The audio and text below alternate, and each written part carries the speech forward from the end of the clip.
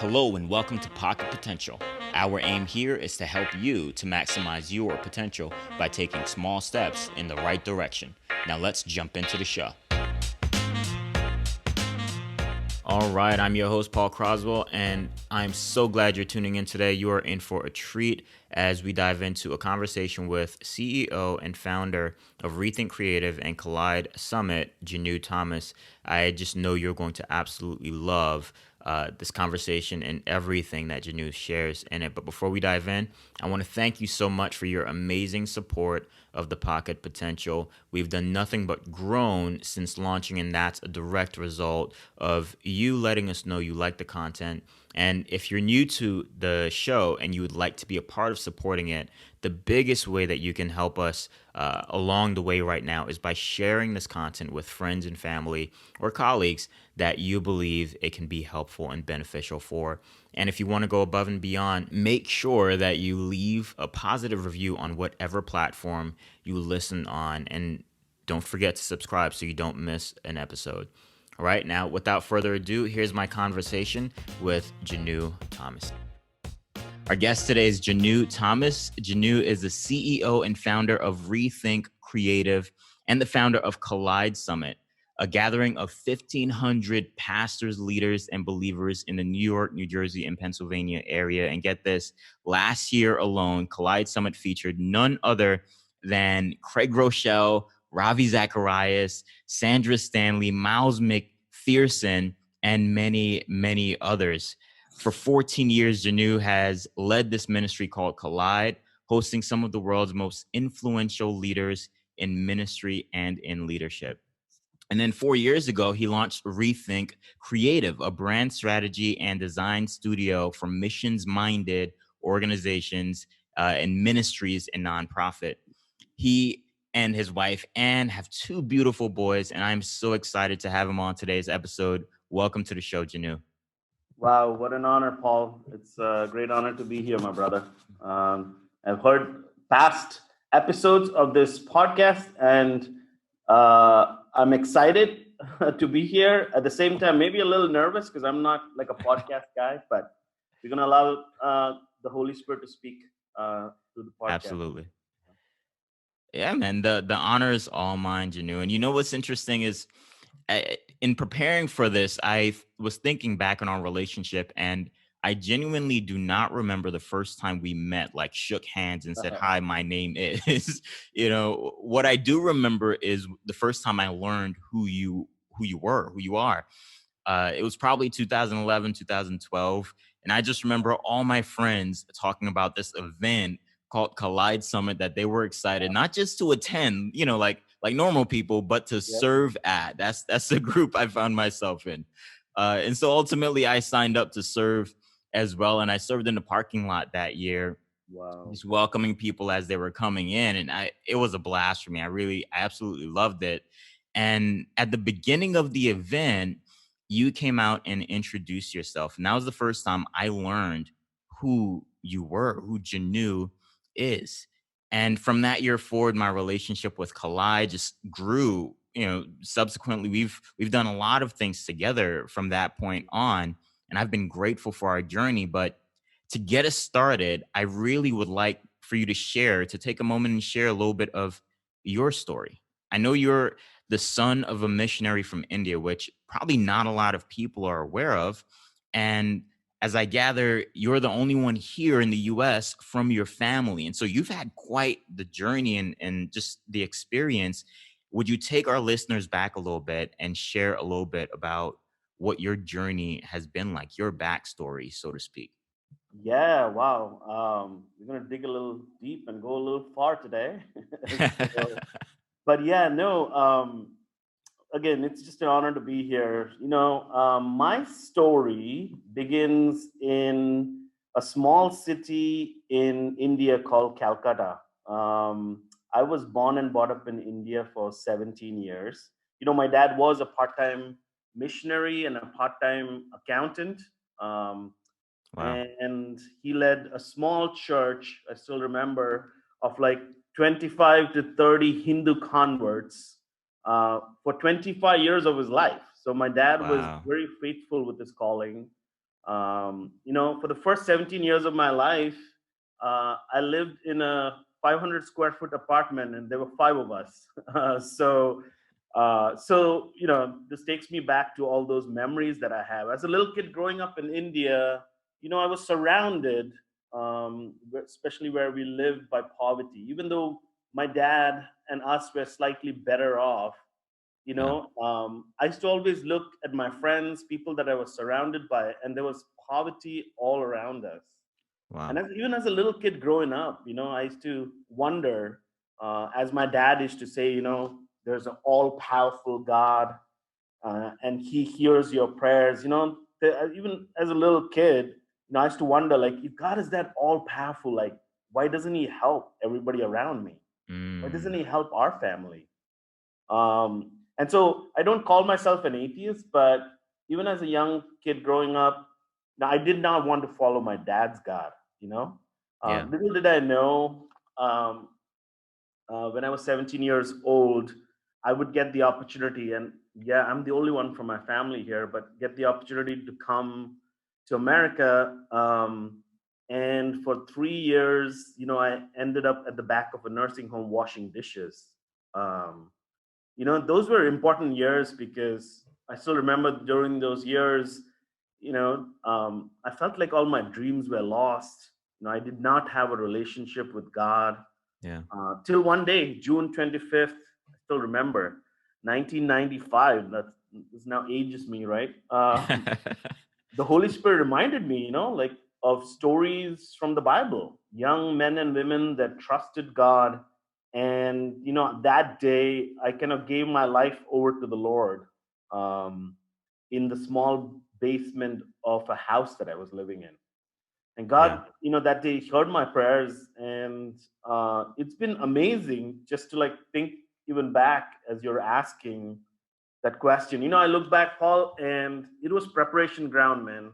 God Yeah. was, preparing me. And, maybe some of your listeners today here are in a similar situation where God has you in the season of, like, preparation, Yeah.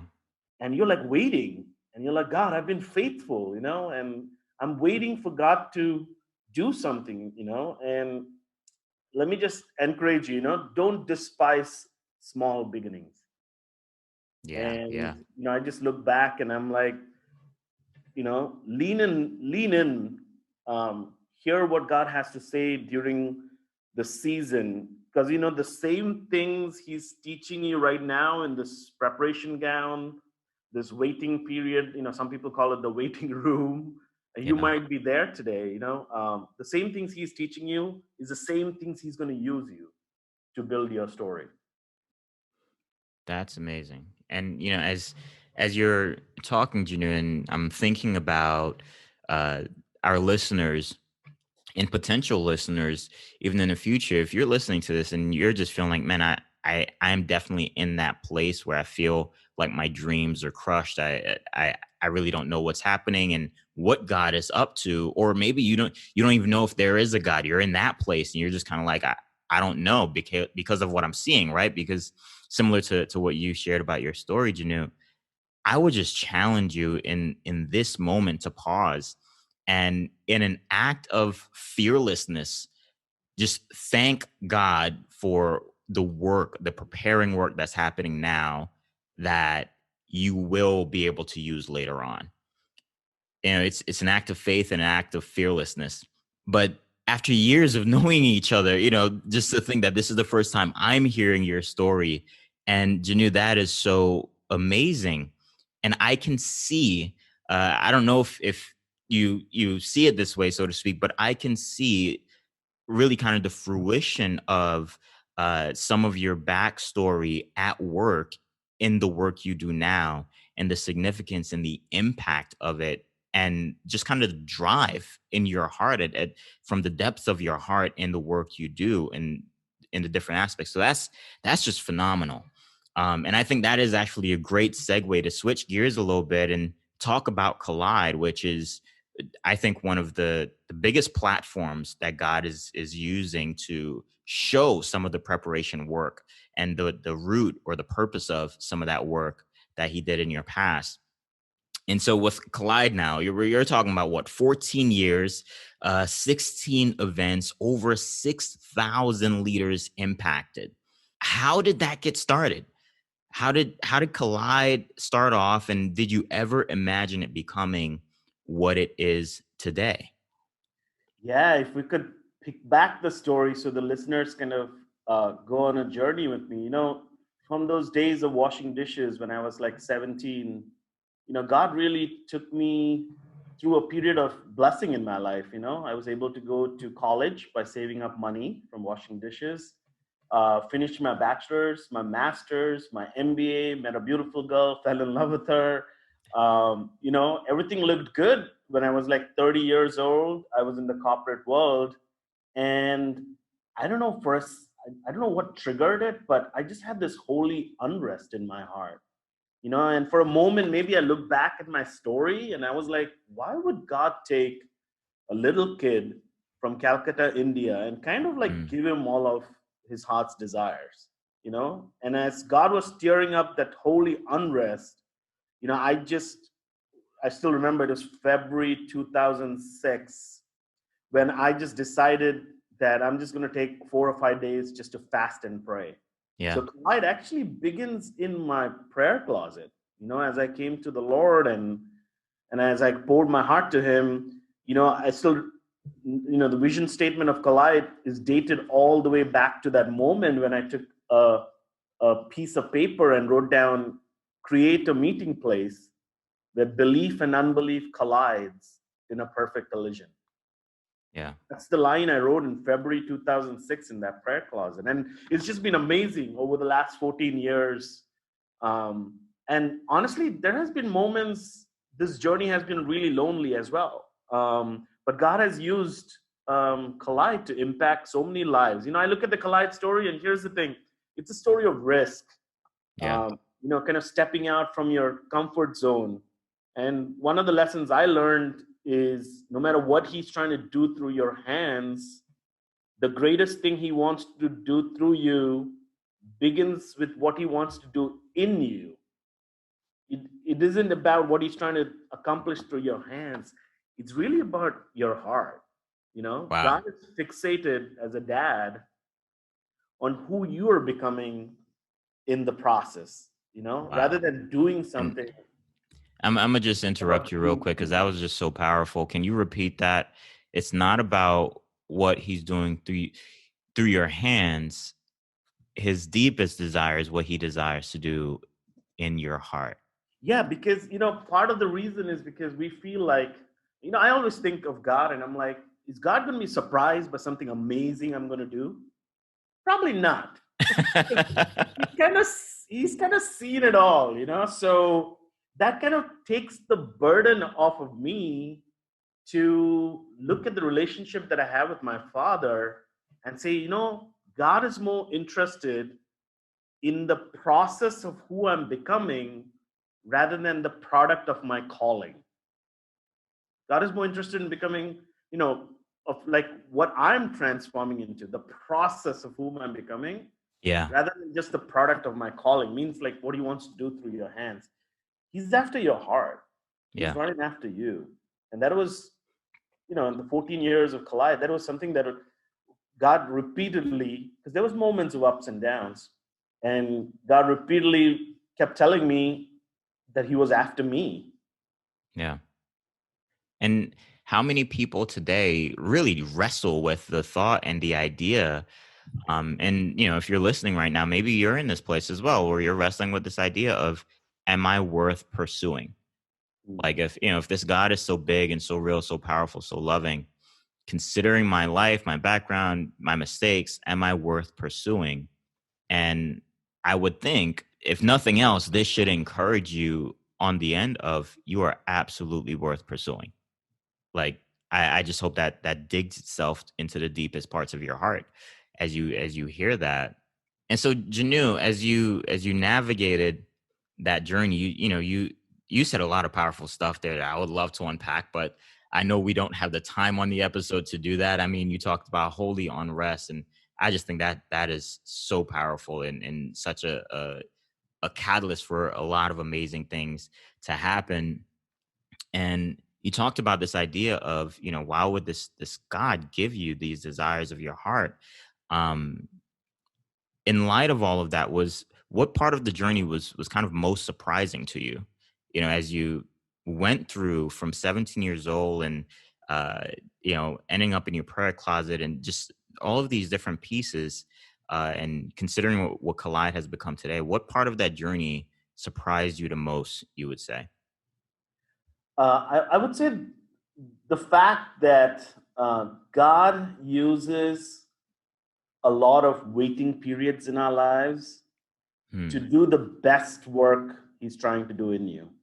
When I look at life, and this is now you're unpacking my mind too. But when you look at life, you have I look at the shape of the like a bell curve, and you spend like 5%, 10% of your time, maybe like the lowest moments of your life, and then there's this other side, the 5 to 10%, that you're on the highest moments of your life.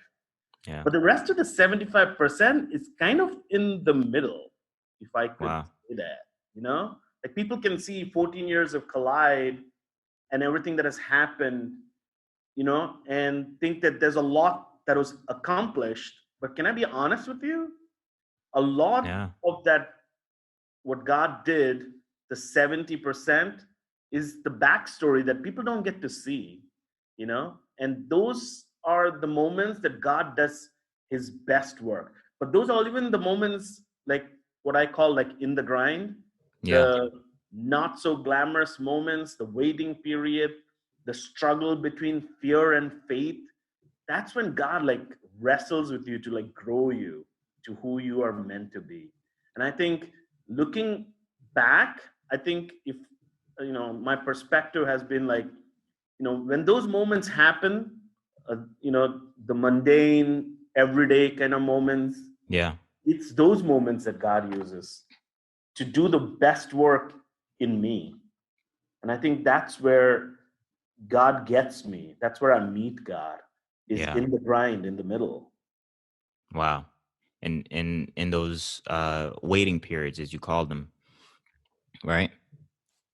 Yeah, no, those are the 75%. The waiting period is is probably the most significant work that he wants to do Yeah. in and through our lives.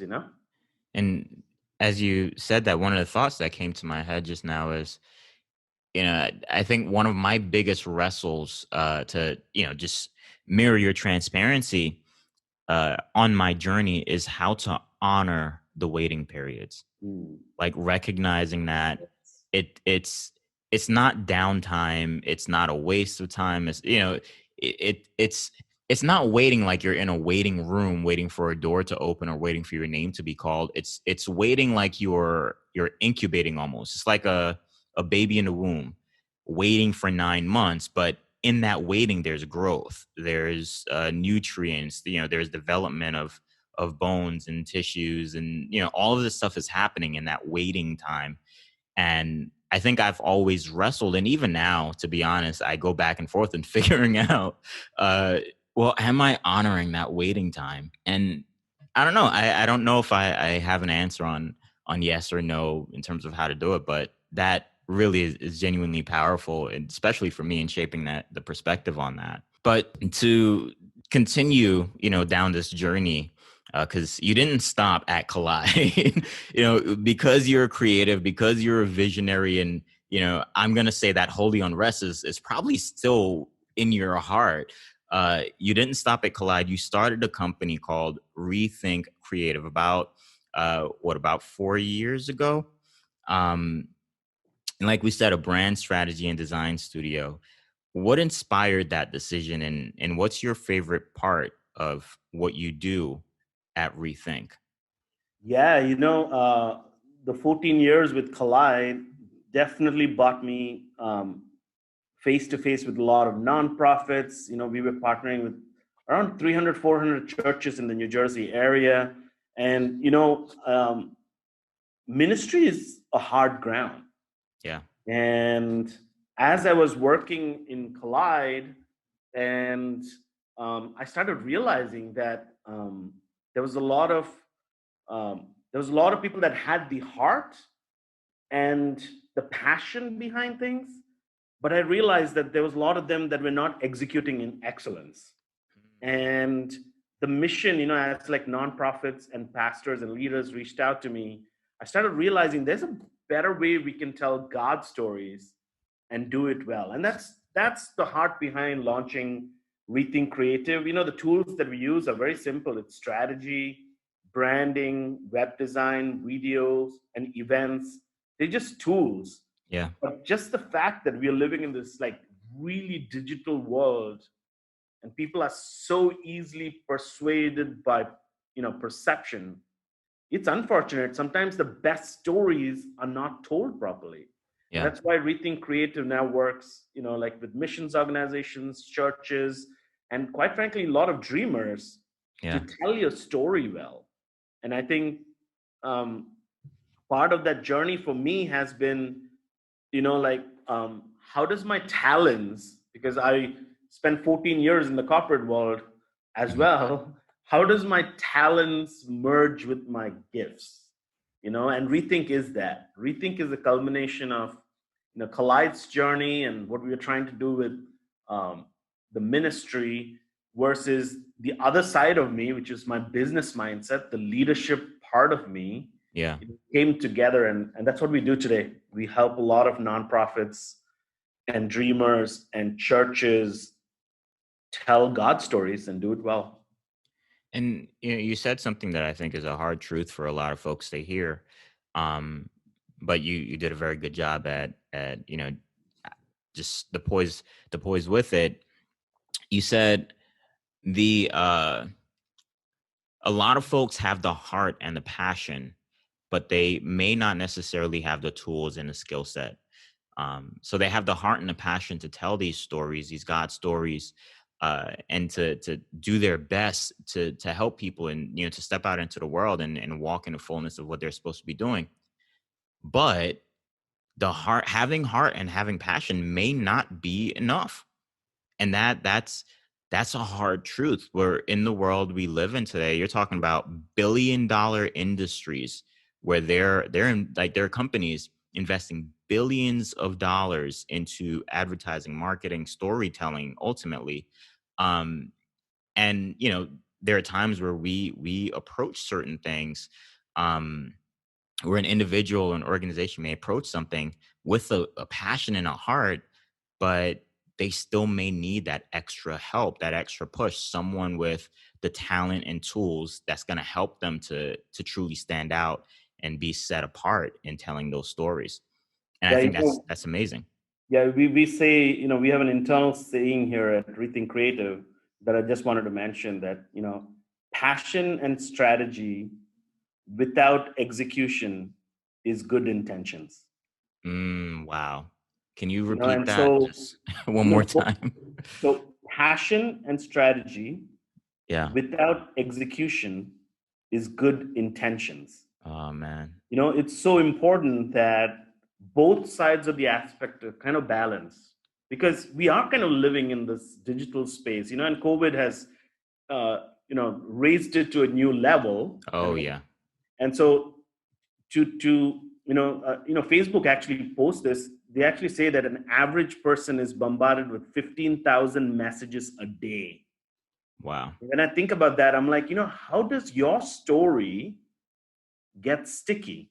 How does Yeah. your story go through that noise? And I think it's important as church leaders, as dreamers, as nonprofits, that your story is worth the world hearing. That's part of your calling. And Yeah. that's why we at Rethink place so much emphasis on executing in excellence and doing it well. Yeah. And as you're talking, you're making me rethink my own strategy. I'm thinking about my own brand and company and all that stuff. And I'm just like, oh man, I have some serious work to do. Let's talk after the podcast today. Oh yeah, I definitely. I mean, I've been meaning to come and visit for a long time now. Anyway, COVID is the only reason I haven't popped up at your office, but that'll be another conversation, I'm sure. Um, but you mentioned leadership, and I wanted to touch on that topic with you because I think you're a phenomenal leader. I know you won't be thrilled with this part of it, but I think you're a phenomenal leader. And I think you've done an amazing job as a leader, especially with your team. You've always been transparent about your journey, which is something I highly respect and honor, and especially its ups and downs concerning your son's health, Joshua Luke, uh, along the way. And so through all of that, in my opinion, you have exemplified what it means to lead vulnerably and transparently. And as a result, you really allowed your team to shine in some powerful ways. And I think unique ways as far as leadership is concerned. So I'm curious, what do you believe allowed you to lean toward being a leader who leads vulnerably and transparently through something so personal, especially when what's typically modeled, uh, out there, so to speak, is the complete opposite. Every leader wants to be almost impenetrable and kind of the absolute perfect, never weak, never second guessing themselves or anything like that. But you blew that out of the water um, with how you lead. And so, what do you think allows you to do that, to lean in that direction? Yeah, I don't know whether it was my choice that that and just for your listeners to hear a little of the story, if that's okay, Paul, if we have time. Yeah, yeah, My son, my wife and I tried to have kids for a long time, and uh, you know, one day we finally found out that my wife is pregnant, and we were so excited. And so this was, I still remember April 26th, 2013 was our 20th week anatomy scan. yeah. And that day was the day that little did we know, like there was this dark cloud that surrounded us. Um, that Mm, day we found out that our son that we waited for so long was going to be born with half the heart, which is mm, a very fatal diagnosis outside of the United States. 100% pass away. wow. Over here in the US, there's like 5 centers of excellence that does surgeries, and even with that, the probability of him surviving was 80%. Um, Wow. and so we were, I always look back at that journey and I ask myself, you know, where do you go when your heart is broken in a million pieces?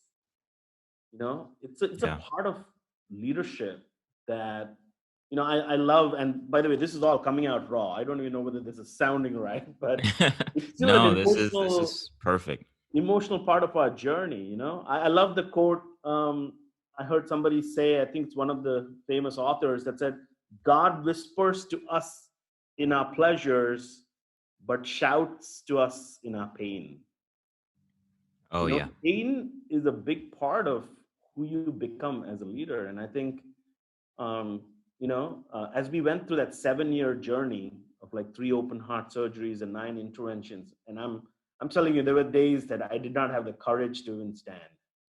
Yeah. And as a leader, people want to follow somebody that's real, not right. They want to, Wow. they want that authenticity from you. And there's nothing like pain as a teacher in your personal life, but also in the people around you. And and so that journey really taught me a lot about just being open-handed with leadership. There are so many leadership trainings out there. There's so many courses out there, Hmm. and they all tell you about doing something. Can I be real with you on this podcast, Absolutely. all your listeners? Leadership is not about doing; it's about being someone. Mm, just So often I, it's great, and I just need that to sink in for a second. If you're listening, if you're driving or something, maybe you need to pull off to the side, or if you're on a treadmill, just slow down a little bit so that you can really let that hit. Leadership is not so much about doing, it's about being someone.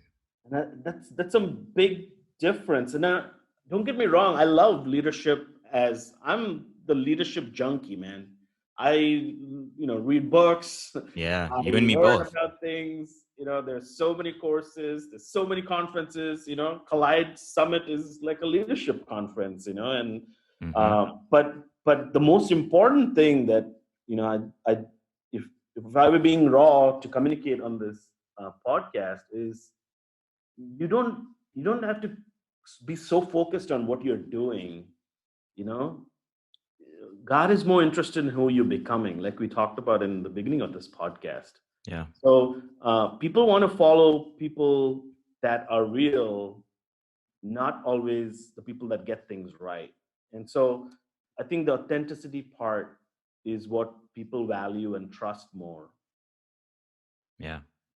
And I mean, that I was hoping you would get back to saying that again, because I thought that's like the cornerstone, of what you've exemplified, being real over being right. And I got to tell you, Janu, I'm an Enneagram 1, which, if you're familiar with the Enneagram, that's the perfectionist. Um, and so when you talk about being real instead of being right, there's something about that. Like, I know cognitively in my head that is it. That's heart, that's passion, that's truth right there. But then, the personality piece of me is like, oh man, that's a real struggle, for someone who always wants to put the right foot forward as opposed to just showing the real foot. You know what I mean? Um, and that's Absolutely. powerful. That is real powerful. And something else you said that I hope is an encouragement for somebody. You said pain is a part of the process. Like, God whispers to us through our pleasures, but he shouts through our pain. There's something serious, something deep, something real that he's trying to do on a much deeper level whenever we're walking through a season of pain. And like I said, we don't necessarily have the time right now. Maybe there'll be a part two to this. Hopefully there'll be a part two to this. But you know, my own journey has mirrored some of that pain being a part of the process. Some of my journey. Um, but in order to not derail us, right? Because man, I just love what you're sharing so far, Janu. I'm really really glad that you're allowing yourself to share as you are. I know it'll be a benefit and a blessing to somebody. I know it's certainly blessing me. Um, and I have kind of an exercise for you, Oh, yeah, go for it. right? Um, Considering your journey and your growth, right, over the years, if you were sitting with Janu from 8 years ago, right before you launched Collide, Janu, the younger Janu who's excited and preparing to launch this thing called Collide Summit, unsuspecting of the journey he's about to embark on, what's one piece of advice you would give him that maybe you wish someone had given you as you started this journey? Oh, wow. I would use something that Craig Groeschel recently said. Um, the path to your greatest potential is oftentimes through your greatest fear. The Wow. path to your greatest potential is oftentimes through your greatest fear. So I'm, more of an introvert, believe it or not, than an extrovert. Say So what? yeah, I know people think that I'm a very bold extrovert, but honestly, I'm an introvert, and my biggest struggle in rising to the occasion was sometimes fear. And I think fear is definitely something that keeps dreamers from not taking the next step. And Yeah. I would say fear has sometimes kept me captive, sometimes made me not jump in all hands and feet. So I would say if I was talking to my, the younger Jinu from a long time ago, I would sit him down and definitely tell him that, that sometimes facing your fears would lead to the greatest potential in your life. And Yeah. I'm not just talking about that from a leadership, and I'm talking about that from a personal journey standpoint. Like we talked about my journey with my son. Yeah. And I know one of the things about fear that grabs us is this idea of like unknown, you know? And Yeah. what I have realized, and I'm talking personally from my heart here, that it's the unknown that sometimes brings you face to face with your creator. Mm. It's not the other moments, it's actually those moments of fear. So I would say lean into your fear, lean into who is it that called you on this journey. And last year's Collide Summit theme was fearless. Fearless. Mm-hmm. Yeah, and I was just thinking that. there was so much there to unpack. I'm still processing what happened there. But I would say that would probably be the one thing that I would tell the younger me, and I'm telling every person that's listening to this podcast today. The Yeah. path to your greatest potential is oftentimes through your greatest fears. Yeah. And what's interesting about that, Janu, is that I think a lot of folks looking from the outside in would tag you as a fearless person. Considering, the work you've done already, I think from the outside, someone might look and say, "Oh man, he's so fearless. He's done all these things. He's navigated all this stuff, like just as a leader, as a person, in life." And so it's interesting that as you look at yourself, what you see, because you see yourself beyond the surface, is, I think that's what that's what I would tell myself, my younger self. That's I think that's amazing. And one of the thoughts I had is, thinking through our conversations, you've become such a I'm gonna say expert. I don't know if Totally don't you agree, like but that go word, ahead. but but you've become such an expert at creating opportunities and environments for the right people to cross paths. And I don't even think you know that. Considering Collide is about colliding, right? Bringing people together. But I think you've become such a great person at doing that personally, right? At pointing people in the right direction, at creating opportunities and environments for the right people to cross paths. Even now, you're doing it with Rethink Creative, and I don't even know that you see it that way. Um, and one of the questions uh, that I like to ask, and as you probably know, the Pocket Potential is all about helping people take small steps in the right direction. That's the heart. That's the mission of this entire podcast. Um, Given your experience and all that you've accomplished, your experience as a creative, as an entrepreneur, in ministry and in leadership and so on, what's your recommended small step in the right direction for a young creative or a leader who's pursuing an intimidating dream or call? Which, by the way, I put myself in that Yeah. category. So you can't see it maybe, but I'm leaning forward with my notepad, ready to take notes. So this might be very small then, what I'm going to say.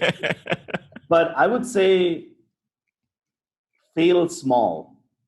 Mm, And let me unpack that a little. You know, people have a very challenging time with failure. yeah, And I have quickly, and this is just digging deep into me now, I've quickly realized that if you want to be a winner, a dreamer, then fail a lot. Because in a craft, um, if you find safe ways to fail, failure can become your biggest teacher.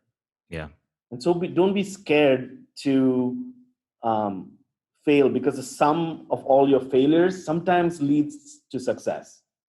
And if you don't risk that fall, I think you risk not learning, And I think if I were to say that to your listeners and even to dreamers and even to myself today, yeah, you know, fail small. Don't be afraid um, to embrace failures, because your craft becomes even more refined as you go through that process of those failures, as you attempt it again, you become better at it. And Yeah. so that's one thing I would say to your listeners at the Pocket Potential is, fail small. That's awesome. I love that. I don't know, but maybe it was a couple of days I put out a post that said something about failure. I wish it said what you just said as opposed to whatever I wrote. Um, but I I just think that's powerful. You said risking, not failing is also risking uh missing out on an opportunity to learn. I butchered what it was you said, but But can I say that a little better, maybe in one line? Here's the one quote I would leave your listeners with. The yes, greatest please. risk, the greatest risk is not taking one at all. There it is. I love it.